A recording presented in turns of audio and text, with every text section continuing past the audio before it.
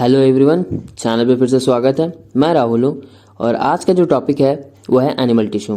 पिछले लेक्चर में हमने प्लांट टिश्यू के बारे में जाना था।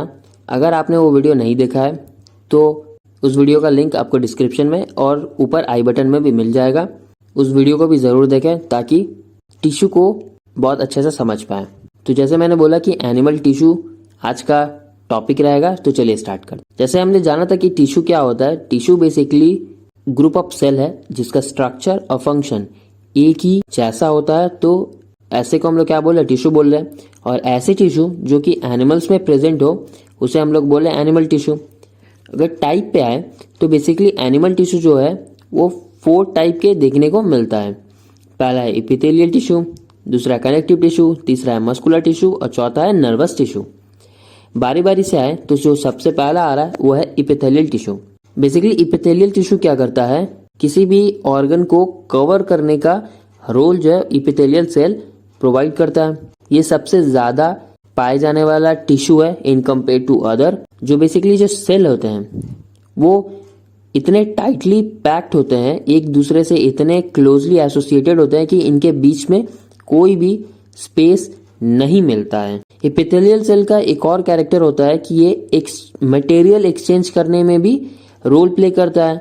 जैसे कि आपका हो जाएगा ऑस्मो रेगुलेशन को मेंटेन करना। फिर अगेन एपिथेलियल सेल को भी हम लोग फर्दर डिवाइड करते हैं। जो पहला आता है वह है सिंपल एपिथेलियल सेल। जो सिंपल एपिथेलियल टिश्यूज होते हैं वो basically single layer of cell से मिलके बना होता है, एक ही लेयर होता है। और इस टाइप का जो स्ट्रक्चर है टिश्यू का हमको कहाँ देखने को मिल रहा है, ब्लड वेसल और एल्वेलियो के कवरिंग पे हमको देखने को मिलता है। और सिंगल लेयर होने की वजह से जो इसका जो मेन रोल होता है वो एक्सचेंज ऑफ सब्सटेंस में रहता है। क्यूबिडॉयल एपिथेलियल सेल की बात करें तो नाम से पता चल रहा है कि इनका शेप कैसा होता है, क्यूब जैसा होता है। अगर लोकेशन देखें तो क्यूबिडॉयल एपिथेलियल सेल जो है बेसिकली किडनी के ट्यूब्यूल्स पे, सिलिब्री ग्लैंड के डक्ट्स पे मिलते हैं। और क्यूबिडॉयल सेल का अगर फंक्शन देख ले तो फंक्शन जो है बेसिकली इनका रहता है मैकेनिकल सपोर्ट प्रोवाइड करने में। अगर क्यूबिडॉयल सेल अगर किसी ग्लैंड में प्रेजेंट है जो कि सिक्रेशन का रोल प्ले करता है, तो ऐसे क्यूबिडॉयल एपिथेलियल सेल को हम लोग क्या बोल रहे हैं, ग्लैंडुलर एपिथेलियल सेल बोल रहे हैं, क्योंकि वो ग्लैंड में प्रेजेंट होता है। अगर हम लोग कॉलमनर एपिथेलियल सेल की बात करें तो नाम से अगेन पता चल रहा है कि शेप कैसा होगा, कॉलम जैसा होगा। और इनका जो मेन रोल होता है वो बेसिकली सिक्रेशन एंड एब्जॉर्प्शन में रहता है। अगर एग्जाम्पल की बात कर ले कि ये कहाँ मिलता है तो ये बेसिकली इंटेस्टाइन में प्रेजेंट होता है। और कुछ ऑर्गन्स पे कॉलमनर एपिथेलियल सेल में हेयर लाइक स्ट्रक्चर मिलता है आउटसाइड द सेल, जिसको हम लोग क्या बोले, सीलिया बोल रहे हैं। जो कि सीलिया का जो मेन रोल होता है किसी भी सब्सटेंस का मूवमेंट कराने में हेल्प करता है। तो ऐसे स्ट्रक्चर मतलब सीलिया वाले कॉलमनर एपिथेलियल सेल हमको कहाँ देखने को मिलता है, रेस्पिरेटरी ट्रैक्ट में, जो कि म्यूकस के मूवमेंट को कंट्रोल करता है। अगर अगला और आखिरी एपिथेलियल सेल की अगर टाइप देखें तो वो आता है stratified epithelial cell. Stratified epithelial cell में क्या होता है, बहुत सारे लेयर्स हमको एक ही साथ एक ही लोकेशन पे देखने को मिलता है। अगर एग्जाम्पल बोले तो सबसे पहला एग्जाम्पल हो जाएगा स्किन। स्किन में ही हमको 3 लेयर ऑफ कवरिंग देखने को मिलता है, तो ये एक एग्जाम्पल रहेगा स्ट्रैटिफाइड एपिथेलियल सेल का। अगर अगला टिश्यू टाइप की बात कर ले तो वो आता है कनेक्टिव टिश्यू। नाम से पता चल रहा है कनेक्टिव टिश्यू का जो मेन रोल रहता है वो कहीं ना कहीं 2 चीजों के बीच में कनेक्शन बनाने में हेल्प करता है। अगेन कनेक्टिव टिश्यू के भी वेरियस टाइप्स होते हैं। अगर टाइप पे आ जाए तो सबसे पहला आता है एरियोलर कनेक्टिव टिश्यू। लोकेशन देखे तो एरियोलर कनेक्टिव टिश्यू जो है basically skin, muscles, blood vessels, nerve, bone marrow, ये सब जगह पे मिलता है। और जो मेन रोल है एरियोलर टिश्यू का, ये 2 टिश्यू के बीच के गैप को फिल करने में हेल्प करता है और साथ ही साथ में अदर टिश्यू को सपोर्ट प्रोवाइड करने में भी हेल्प करता है। अगर अगला देखें तो वह है एडिपोज टिश्यू। तो एडिपोज टिश्यू जो है बेसिकली फैट मॉलिक्यूल से मिलके बना होता है और इसका जो लोकेशन है वो कहाँ है, स्किन और अदर इंपॉर्टेंट ऑर्गन्स के सराउंडिंग में एडिपोज टिश्यू मिलता है।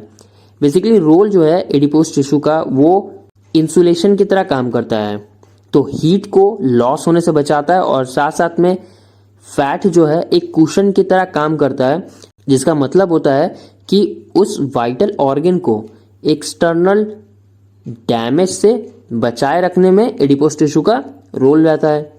अगर अगला कनेक्टिव टिश्यू देखें तो वो आता है बोन।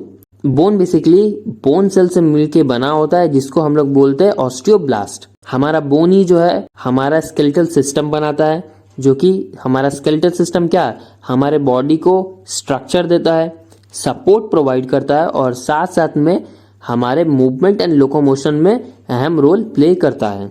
अगर वहीं बात कर ले अगला कनेक्टिव टिश्यू तो वो आता है कार्टिलेज। अगेन कार्टिलेज जो है कॉन्ड्रोब्लास्ट सेल से मिलके बना होता है।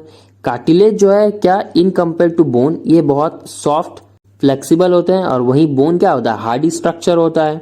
अगर कार्टिलेज का एग्जांपल देख ले तो ये हमारे कहाँ एक्सटर्नल पिन्नास में मिलता है, ब्रोंकी में भी कुछ हद तक कार्टिलेज प्रेजेंट होता है। अगर अगला कनेक्टिव टिश्यू की बात करें तो वो आता है ब्लड। तो ब्लड बेसिकली एक लिक्विड कनेक्टिव टिश्यू है जो कि ब्लड सेल एंड प्लाज्मा से मिलके बना होता है। बॉडी में ब्लड के वेरियस रोल होते हैं इन transportation of a various substance, और साथ साथ में ये बॉडी का pH level, osmo regulation and temperature control करने में भी हेल्प करता है। अगर अगला टिश्यू टाइप की बात कर ले तो आता है muscular tissue. Again muscular tissue जो है सिंपल स्मॉल मसल सेल से मिलके बना होता है।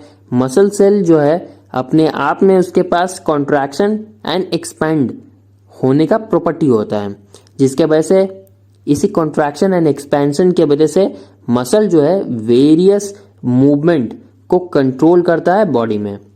अगेन मस्कुलर टिश्यू को भी 3 टाइप में डिवाइड करते हैं। जो सबसे पहला आता है वो है स्ट्राइड मसल्स। इस टाइप के मसल्स में क्या हमको स्टाइलेशन देखने को मिलता है। ऐसे मसल जो है बेसिकली लॉन्ग अनब्रांच्ड फाइबर होते हैं, जिसमें बहुत सारे एक से अधिक न्यूक्लियस देखने को मिलता है। और ये जो स्ट्राइशन है वो basically light and dark band के प्रेजेंस के वजह से हमको देखने को मिलता है। स्टार्टेड मसल जनरली ऐसे ऑर्गन पे मिलते हैं जो कि हमारे वॉलेंट्री कंट्रोल में होते हैं, हमारी इच्छा से हम उसको कंट्रोल कर सकते हैं, जैसे हमारा स्केलेटल सिस्टम है। इसीलिए स्टार्टेड मसल को हम लोग स्केलेटल मसल भी बोलते हैं। अगला मसल टिश्यू की बात करें तो आता है स्मूथ मसल। इनमें स्ट्राइशन देखने को नहीं मिलता है, और साथ साथ में इनका जो शेप है वो स्पिंडल शेप होता है, और इनमें एक ही न्यूक्लियस देखने को मिलता है। ये मसल ऐसे ऑर्गन्स में मिलते हैं जो कि हमारे वॉलेंट्री कंट्रोल में नहीं होते हैं। जैसे अगर एग्जाम्पल की बात कर लेंगे तो वह एलिमेंट्री कैनल। अगर अगला टाइप की बात करें तो वो आता है कार्डियक मसल। कार्डियक मसल जो है अगेन ब्रांच्ड सिंगल न्यूक्लिएटेड, और इसमें भी स्टाइलेशन हमको देखने को मिलता है। बेसिकली एग्जाम्पल की बात करें तो कार्डियक मसल सिर्फ हार्ट में ही देखने को मिलता है, और कार्डियक मसल के पास अपना एक खुद का यूनिक प्रॉपर्टी है, जिसके वजह से ये कार्डियक मसल में फैटिग हमको देखने को मिलता नहीं है। हार्ट मसल कभी थकता नहीं है, ये कांस्टेंट कंट्रैक्शन एंड रिलैक्सेशन का प्रॉपर्टी शो करता ही रहता है। अगर अगला टिश्यू टाइप की बात करें तो वो आता है नर्वस टिश्यू। तो नर्वस टिश्यू जो है बेसिकली छोटे स्पेशलाइज्ड सेल से मिलके बने होते हैं, जिसको कहते हैं न्यूरॉन। न्यूरॉन जो है यूनिट है नर्वस सिस्टम का। न्यूरॉन को अगेन हम लोग डिवाइड करते हैं 2 पार्ट में। एक तो हो जाएगा आपका सेल हेड पोर्शन, और दूसरा हो जाएगा tail extended portion. Head portion में स्टार शेप का सेल बॉडी आता है, जिसके अंदर वेरियस सेल ऑर्गेनाली देखने को मिलता है, इंक्लूडिंग न्यूक्लियस। इसे सेल बॉडी से वेरियस हेयर लाइक स्ट्रक्चर मिलता है, जिसको हम लोग डेंड्राइट बोलते हैं। और वहीं एक लॉन्ग हेयर लाइक स्ट्रक्चर को हम लोग क्या बोल रहे हैं, एक्सॉन बोल रहे हैं। न्यूरॉन एंड नर्वस सिस्टम को डिटेल्स में मैंने समझाया है अलग वीडियो में कि नर्वस सिस्टम होता क्या है, तो आप उस वीडियो का लिंक भी आपको डिस्क्रिप्शन और ऊपर आई बटन में मिल जाएगा। नर्वस सिस्टम को समझने के लिए वो वीडियो भी जरूर देखें। तो ये रहा पूरा एनिमल टिश्यू। आशा करता हूँ कि आपको आज का पूरा टॉपिक समझ में आया होगा। अगर कुछ भी डाउट रहता है तो आप नीचे कमेंट में बेझिझक पूछ सकते हैं, और अगर आप इस चैनल पर नए हैं तो नीचे सब्सक्राइब वाला बटन दबा के हमसे जुड़ना ना भूलें। तब तक के लिए मिलते हैं अगले वीडियो में।